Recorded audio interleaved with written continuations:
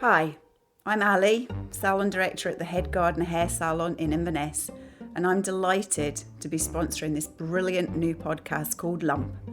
It's honest, raw, challenging, funny, and very, very sweary. But let's face it, cancer is a bit bloody sweary.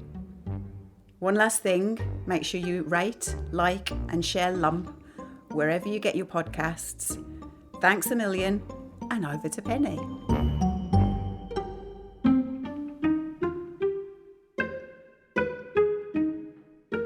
No one would know you have cancer.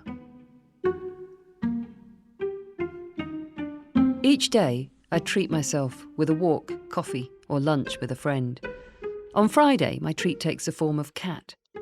Kat's a social worker by training, a human dynamo who commits to extraordinary feats of endurance, pushing her body to the limit through extreme triathlons and ultra-running events when she's not helping take the weight from families collapsing under the strain of childhood cancer battles. She's a thinker and a rule breaker in all the best possible senses. I adore her no-nonsense approach to everything. Time with Kat always involves intensely honest, deeply chewy and satisfying conversations. I always come away feeling satiated and full. We meet at the Culloden battlefield. I haven't seen her since the diagnosis, but before we plough into talk of cancer, she gets the practical and pragmatic out of the way. For the freezer, she says, handing over soups and curries, rice and naan in a large cloth bag. For hospital, she says, and in another smaller green check bag there are various small parcels, individually wrapped in black, red and white tissue paper. Once again, I'm tripped up by generosity, an unlooked-for demonstration of caring, which I struggle to feel I deserve. We walk through Culloden woods, while Kat mines me for information and intelligences. She knows the art of both intense talking and listening. We have a shared curiosity of life, and both treat the subject of my cancer journey as an adventure to be thoroughly dissected, analysed and pored over. Kat instinctively understands my need to step back and approach this experience as a psychological experiment, a place for philosophical theorising as much as weeping. We roar with laughter at some of the more bizarre moments of the past few weeks, and I feel lighter, like sharing them with Kat uncouples them from being a direct part of me. And I wonder sometimes what people might think if they see me walk and talk my way through these human friendship treats. I wonder if they'd be surprised to know we were laughing about cancer. My cancer. On Saturday, David and me join our friend Alan, who's doing a 9-hour stationary cycle in Asda to help raise money for the Maggie's Centre. We take our bikes and fix them to turbo trainers, then ride with him for the final hour, while his wonderful wife Ailey dances around dressed as a dinosaur, entertaining the families. She lost her mother to cancer last year, and now her sister is recovering from a cancer fight. We're all touched by this. Familiar faces come and go, gathering ingredients for their Saturday evenings. I pass small talk with Paul, a photographer who lives a few doors down from us. Donald, a BBC colleague, and his wife Sheena, and their 2 blonde daughters wave from the checkout. I smile inwardly at the odd sight of Donna, a fellow cyclist, in wellies and civvies instead of the more usual lycra. And Christine, a close friend, who gives me a deeply felt hug and goes off to take out cash for the bucket. She messages me later. "I'm so proud of you. No one seeing you up there would have guessed for a minute what you're fighting just now, Pennie." And it makes me wonder, what does someone who's going through this look like? What image am I meant to present to the world?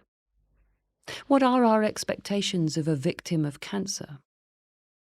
I wonder how many people I walk past each day, in the supermarket, on the school run, heading for work, are going through a similar battle to my own, silently, invisibly, numbly going through the motions because, as much as anything else, like me, they've no idea what else to do. Ailey asked if I had any symptoms. Was I feeling tired? And I do feel tired. But I don't believe that that's a cancer growing in my breast, so much as the psychological toll it takes to carry it around all day long. Maybe the evidence of what I am, someone with cancer, is as much in what I don't do as what I do. Maybe it's tucked away in the fact that I've been avoiding going to buy a front-fastening post-surgery bra for a week. It's lurking in my struggle to make myself a proper meal, or find the motivation to go to the gym and exercise. It's there in my not sleeping long enough, and my not laughing so much. It's about some kind of absence rather than presence. David keeps having to gently lead me through each of these things I'm avoiding, disguising a suggestion of a walk and coffee as a way to direct me to the door of Debenhams where the bra lurks. We've been spending a fortune eating out, partly, I suspect, because he knows it's one way of tricking me into ending up in a space where eating is expected and I'm compliant. He's also managed to lead me to a shop where I bought pyjama trousers, because he knows I'm resisting anything related to the imminent hospital stay. Although, now I can't remember where I stowed them back at the house. Maybe out of sight, out of mind was my theory. But it didn't work because now they're lost and I'm obsessing about where they might be. Even if no one knows I have cancer from the outside, I sense more and more it is eating me up from within. Not just the tissue of my left breast, but nibbling away at who I am. It's consuming the content of my life. Each day is now shaped by cancer.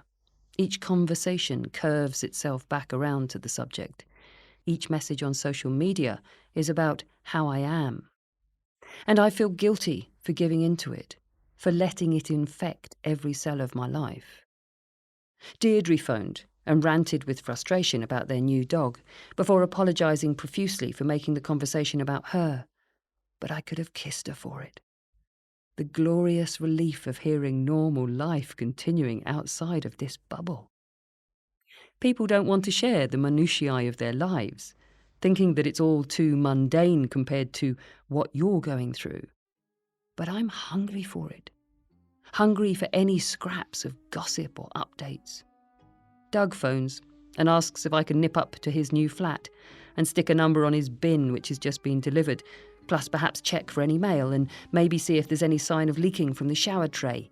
Yes, I want to yell, and I'm entirely delighted that someone sees me as a person they can ask for assistance rather than a victim to be helped.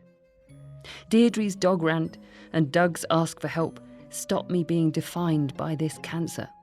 They treat me like they've remembered there's more to me than this deadly disease. And I'm profoundly grateful for it.